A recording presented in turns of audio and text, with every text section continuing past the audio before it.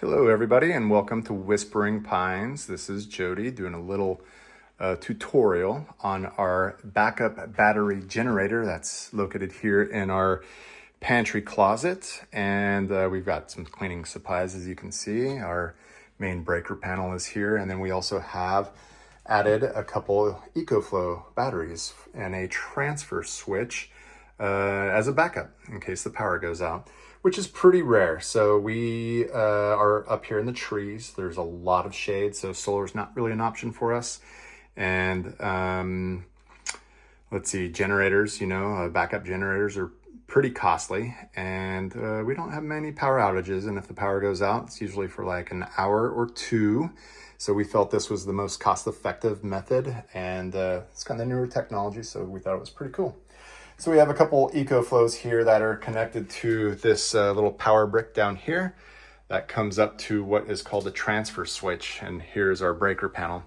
So what we've done is we've hot wired, so to speak, some extra breakers to here. So if this power goes out, we can switch these breakers on and send it to the house. And we've chosen a few special circuits, six different circuits that we've chosen for this. So in the event of a power outage, if you look at this panel here, this is a transfer switch. You'll see there's three positions for these switches. Right now they're on line. That's coming from the main power from the breaker panel here, and some of these breakers flow through these breakers and go back. So that's why it's called the transfer switch.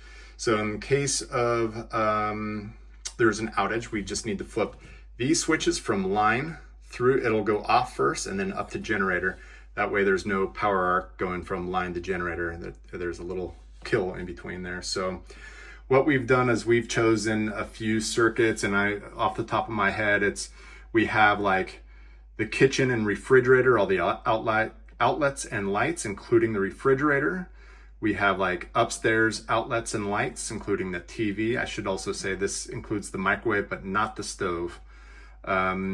So upstairs lights, outlets, TV, things like that, internet. And then we also have downstairs lights and outlets and things like that.